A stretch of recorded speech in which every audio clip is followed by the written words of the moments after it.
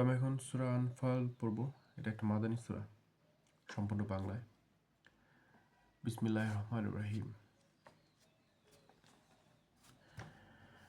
আপনাকে গনিমতের মালের ব্যাপারে জিজ্ঞেস করে, বলুন, গনিমতের মাল আল্লাহ ও রাসূলের। সুতরাং আল্লাহকে ভয় করো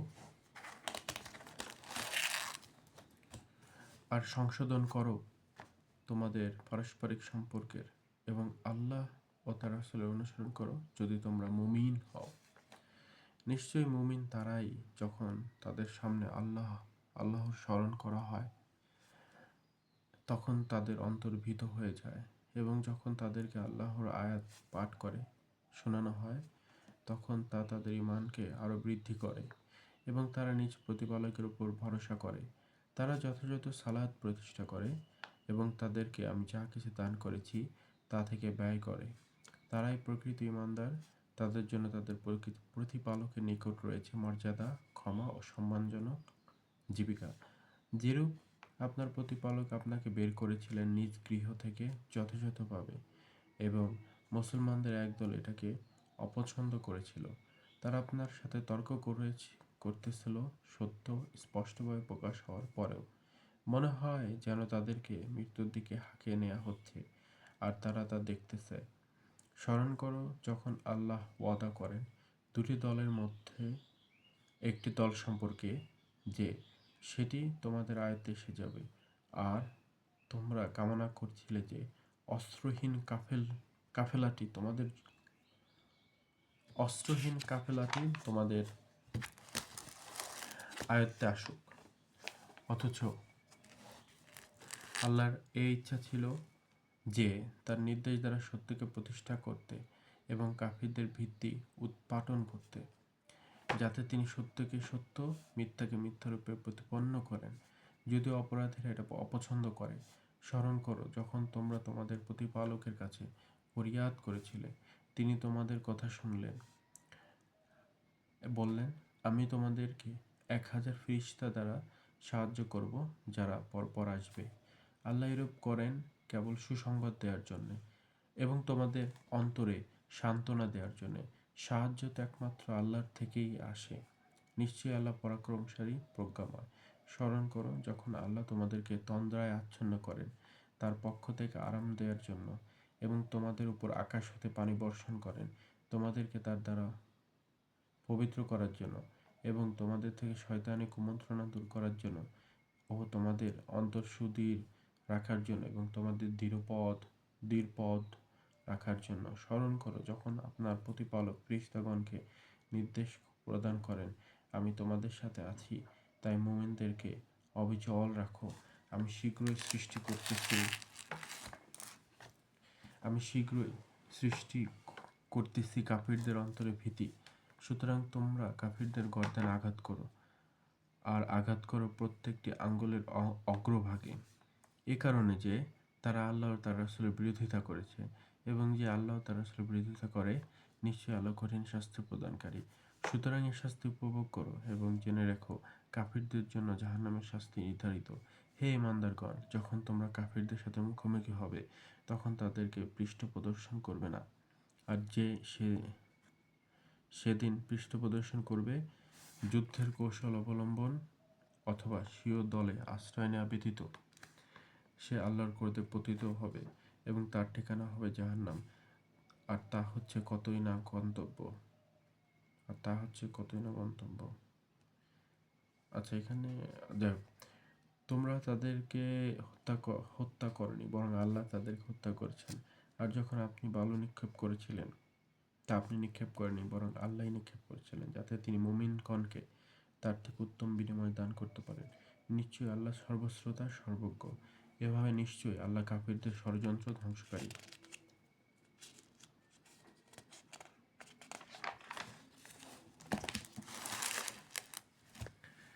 যদি তোমরা ফয়সালা চাও তবে ফয়সালা তোমাদের কাছে এসে গেছে, আর যদি তোমরা বিরত হও তবে তা তোমাদের জন্য কল্যাণকর। আর যদি তোমরা পুনরায় তাই করো তবে আমিও পুনরায় করব। আর তোমাদের দল তোমাদের কোনোই কাজে আসবে না, যদিও তার সংখ্যায় অধিক হয়, এবং নিশ্চয়ই আল্লাহ মুমিনগণের সাথে আছেন। হে ইমানদারগণ, অনুসরণ করো আল্লাহ ও তার রাসূলের এবং তাদের থেকে মুখ ফিরে থেকো না। অথচ তোমরা শ্রবণ করছো। তোমরা তাদের মতো হয়ো না যারা বলে আমরা শুনেছি অথচ তারা শোনে না। নিশ্চয়ই আল্লাহর নিকট নিকৃষ্টতম জীব তারা, যারা দিনের ব্যাপারে বধির, বোবা এবং যারা কিছুই বোঝে না। যদি আল্লাহ তাদের মধ্যে কোনো কল্যাণ দেখতেন তবে তাদেরকে শোনার তাওফীক দিতেন। যদি তাদেরকে তিনি শোনাতেন তবে তারা উপেক্ষা করে ফিরে যেত। হে ইমানদারগণ, তোমরা আল্লাহ ও রাসূলের ডাকে সাড়া দাও যখন রাসূল তোমাদেরকে এমন বিষয়ের প্রতি ডাকে যা তোমাদের জীবন সঞ্চারক। আর তোমরা জেনে রেখো, আল্লাহ মানুষ এবং তার আত্মার মাঝখানে আড়াল হয়ে থাকেন।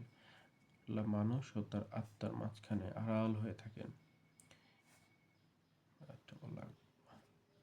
এবং তার নিকটই সকলকে একত্রিত হতে হবে। তোমরা এমন বিপদ থেকে বেঁচে থাকো যা শুধু তাদের উপরই পতিত হবে না যারা তোমাদের মধ্যে অত্যাচারী। জেনে রাখো, আল্লাহ করো শাস্তিদাতা। আর স্মরণ করো যখন পৃথিবীতে তোমরা ছিলে স্বল্প সংখ্যক, তোমাদেরকে দুর্বল হিসেবে গণনা করা হতো। তোমরা এই ভয় করতে যে তোমাদেরকে লোকেরা ছিনিয়ে নিয়ে যাবে। অতঃপর আল্লাহ তোমাদেরকে আশ্রয় দেন এবং নিঃসাহায্য দ্বারা তোমাদেরকে শক্তিশালী করেন এবং তোমাদেরকে উত্তম খাদ্য দান করেন যাতে তোমরা কৃতজ্ঞ হও।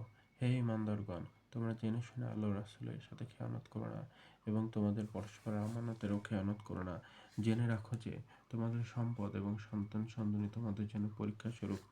মূলত আল্লাহর নিকটে রয়েছে মহাপ্রতিদান। হে ঈমানদারগণ, যদি তোমরা আল্লাহকে ভয় করো তবে আল্লাহ তোমাদেরকে ফয়সালার শক্তি দান করবেন এবং তোমাদের গুনাহ দূর করবেন এবং তোমাদেরকে ক্ষমা করে দেবেন। আল্লাহ মহা করুণাময়। স্মরণ করুন যখন কাফিরেরা আপনার ব্যাপারে চক্রান্ত করে যে আপনাকে বন্দী করবে অথবা আপনাকে হত্যা করবে অথবা আপনাকে নির্বাসিত করবে। তারা চক্রান্ত করে আর আল্লাহ কৌশল করেন এবং আল্লাহই সর্বোত্তম কৌশলী। যখন তাদের সামনে আমার আয়াত পাঠ করা হয় তখন তারা বলে, নিশ্চয়ই আমরা শুনেছি। যদি আমরা ইচ্ছা করি তবে অনুরূপ আমরাও বলতে পারি। এরা তো শুধু পূর্ববর্তীদের ভিত্তিহীন কাহিনী। আর যখন তারা বলল, হে আল্লাহ, যদি এগুলো তোমার তরফ থেকে সত্য দিন হয় তবে আমাদের উপর বর্ষণ করো আসমান থেকে পাথর অথবা আমাদেরকে যন্ত্রণাময় শাস্তি দাও। আল্লাহ এরূপ নন যে তাদেরকে শাস্তি দিবেন এমন অবস্থায় যে আপনি তাদের মধ্যে বর্তমান, এবং আল্লাহ এরূপও নন যে তাদেরকে শাস্তি দিবেন এমন অবস্থায় যে তারা ক্ষমা প্রার্থনা করছে। তাদের কি দাবি আছে যে তাদের কি দাবি আছে যে আল্লাহ তাদেরকে শাস্তি দিবেন না? অথচ তারা মসজিদে হারামে যেতে লোকদেরকে বিরত রাখে, কিন্তু তারা এর জিম্মাদার নয়।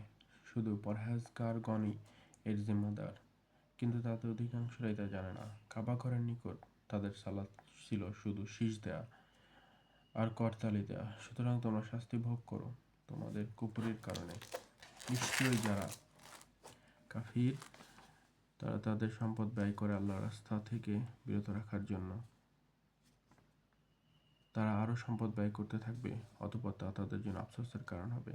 অতঃপর তারা পরাজিত হয়ে আর যারা কাফির তাদেরকে জাহান্নামের দিকে একত্রিত করা হবে, যাতে আল্লাহ নিকৃষ্টকে ভালো থেকে আলাদা করেন এবং নিকৃষ্টদেরকে একে অপরের সাথে মিলিয়ে দেন। অতঃপর তাদের সকলকে জড়ো করে জাহান্নামে ফেলে দেন, আর এরাই ক্ষতিগ্রস্ত। আপনি বলুন কাফিরদেরকে, যদি তারা কুফরি থেকে বিরত থাকে তবে তাদের পূর্বের সকল কিছু ক্ষমা করা হবে, কিন্তু তারা যদি কুফরি কাজে পুনরাবৃত্তি করে তবে পূর্ববর্তীগণের রীতি তো নির্ধারিত আছে এবং তোমরা তাদের সাথে যুদ্ধ করবে যতক্ষণ না ফিতনা বিদরিত হয়, সর্বত্র আল্লাহর দ্বীন কায়েম হয়। আর যদি তারা বিরত থাকে তবে নিশ্চয়ই তারা যা কিছু করে আল্লাহ তার সর্বদ্রষ্টা। আর যদি তারা মুখ ফিরিয়ে নেয় তবে জেনে রাখো, নিশ্চয়ই আল্লাহ তোমাদের অভিভাবক, তিনি অতি উত্তম বন্ধু এবং অতি উত্তম সাহায্যকারী।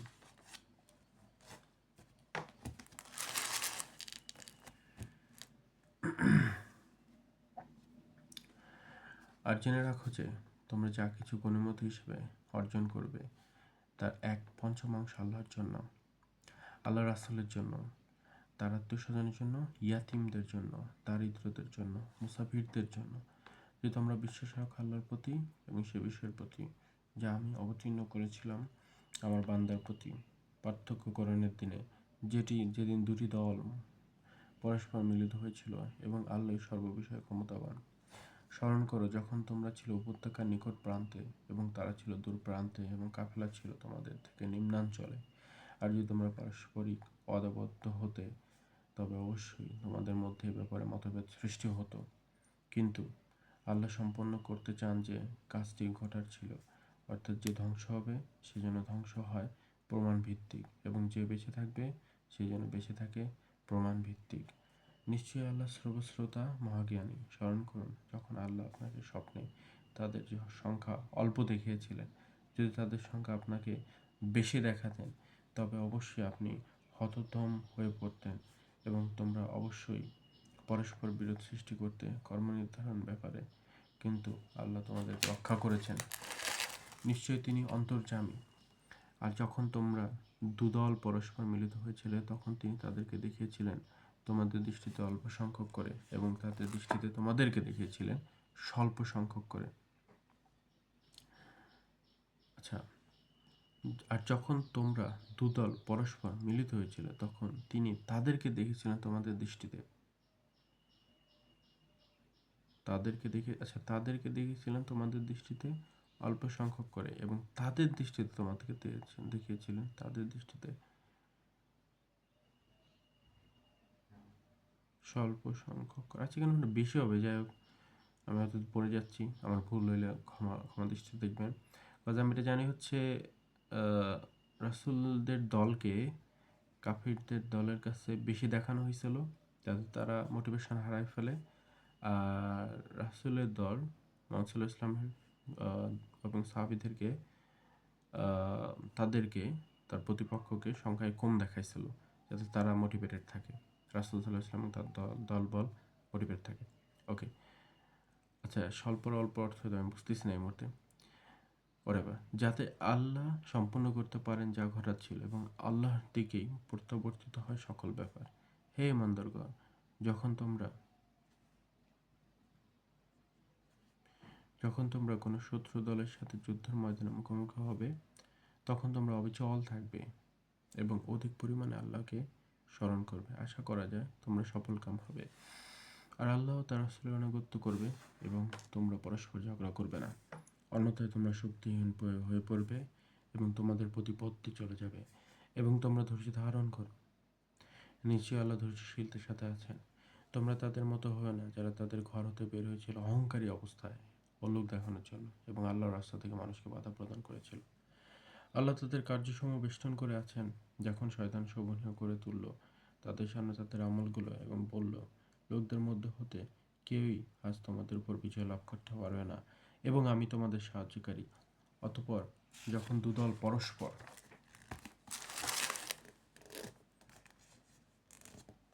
তা তোমরা দেখতে পাও না, নিশ্চয়ই আমি আল্লাহকে ভয় করি, আল্লাহ করিম শাস্তিদাতা। আর যখন মুনাফিক ও যাদের অন্তরে ব্যাধি রয়েছে তারা বলল, এদেরকে তাদের ধর্ম ধোঁকায় ফেলেছে। যে কেউই আল্লাহর উপর ভরসা করে নিশ্চয়ই আল্লাহ শক্তিশালী বিজ্ঞ। আর যদি আপনি দেখতেন যখন ফেরেশতাগণ কাফিরদের জন্য জান কবজ করে, ফেরেশতাগণ বলা আছে, ওকে, এমন অবস্থায় যে তাদের মুখমণ্ডল ও পৃষ্ঠদেশে আঘাত করে এবং বলে, জ্বলন্ত অগ্নির শাস্তি উপভোগ করো।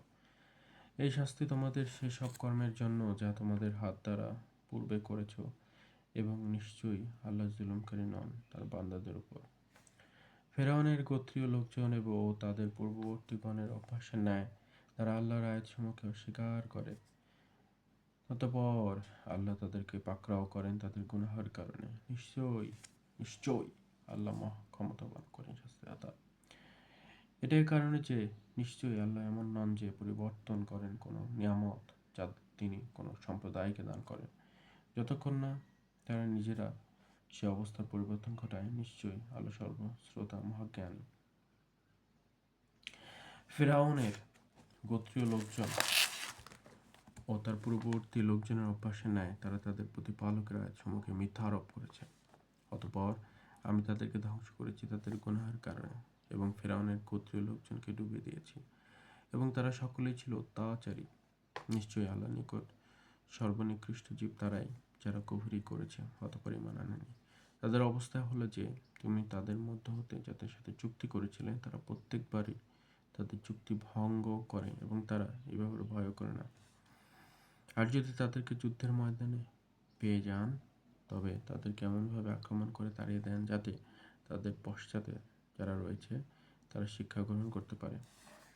আর যদি কোনো সম্প্রদায়ের থেকে বিশ্বাসঘাতকতার ভয় থাকে তবে তাদের চুক্তি তাদের দিকে নিক্ষেপ করুন, এমন অবস্থায় যে আপনারা সমান। নিশ্চয়ই আল্লাহ বিশ্বাসঘাতকদেরকে ভালোবাসেন না। কাফিররা যেন এই ধারণা না করে যে তারা বেঁচে গেছে। নিশ্চয়ই তারা আল্লাহকে পরাজিত করতে পারবে না এবং তাদের মোকাবেলার জন্য তোমাদের সামর্থ্য অনুযায়ী প্রস্তুত করে রাখবে ও পালিত ঘোড়া এর দ্বারা তোমরা শঙ্কিত রাখবে আল্লাহর দুশমনদেরকে এবং তাদের ছাড়া অন্যদেরকেও যাদেরকে তোমরা জানো না।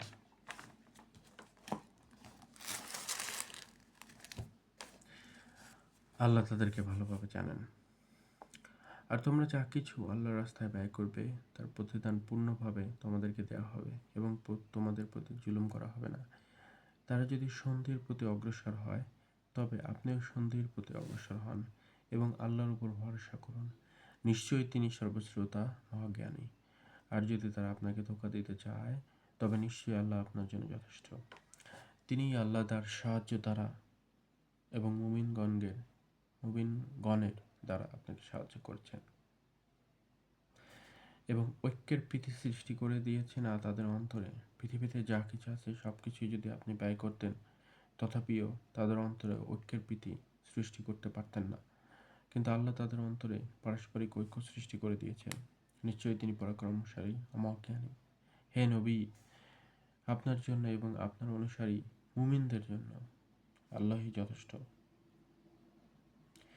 হে নবী, মুমিনগণকে যুদ্ধের জন্য উৎসাহিত করুন। যদি তোমাদের মধ্যে 20 জন ধৈর্যশীল ব্যক্তি থাকে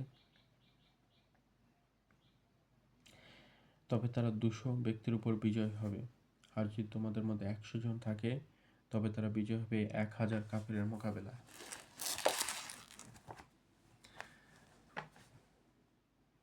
মোকাবেলায়। কারণ নিশ্চয়ই তারা নির্বোধ সম্প্রদায়। এখন আল্লাহ তোমাদের থেকে বোঝা হালকা করে দিয়েছেন এবং তিনি ভালোভাবেই জানেন যে তোমাদের মধ্যে দুর্বলতা রয়েছে। যদি তোমাদের মধ্যে 100 ধৈর্যশীল ব্যক্তি থাকে তবে তারা 200 ব্যক্তির উপর জয়ী হবে। আর যদি তোমাদের মধ্যে থাকে 1000 তবে তারা জয়ী হবে 2000-এর উপর আল্লাহর হুকুমে। আর আল্লাহ ধৈর্যশীলদের সাথেই রয়েছেন। নবীর জন্য এ কাজ শোভনীয় নয় যে তার কাছে বন্দীদেরকে রেখে দেবে যতক্ষণ না পৃথিবীতে ব্যাপক হত্যার মাধ্যমে কাফিরদের নিপাত করে দেওয়া হয়। তোমরা তো পার্থিব সম্পদ কামনা করো, আর আল্লাহ চান পরকালকে। আল্লাহ মহাশক্তিশালী, মহাবিজ্ঞ। যদি পূর্ব থেকেই আল্লাহর তরফ থেকে বিধান নির্ধারিত না থাকতো তবে তোমরা যা গ্রহণ করেছো তাতে অবশ্যই তোমাদের উপর কঠিন শাস্তি এসে যেত। তোমরা খাও হালাল ও পবিত্র জেনে গনিমতের মাল যা তোমরা অর্জন করেছো এবং আল্লাহকে ভয় করো। নিশ্চয়ই আল্লাহ ক্ষমাশীল ও দয়ালু। হে নবী, যেসব বন্দী আপনার হাতে রয়েছে তাদেরকে বলে দিন, আল্লাহ তোমাদের অন্তরে কল্যাণকর কিছু জানতে পারেন, তবে তোমাদের থেকে যা নেওয়া হয়েছে তার চেয়েও উত্তম বস্তু তোমাদেরকে দান করবেন এবং তোমাদেরকে ক্ষমা করে দেবেন। আল্লাহ ক্ষমাশীল, দয়ালু। আর যদি তারা বিশ্বাসঘাতকতা করতে চায় তবে নিশ্চয়ই এর পূর্বে তারা আল্লাহর সাথে বিশ্বাসঘাতকতা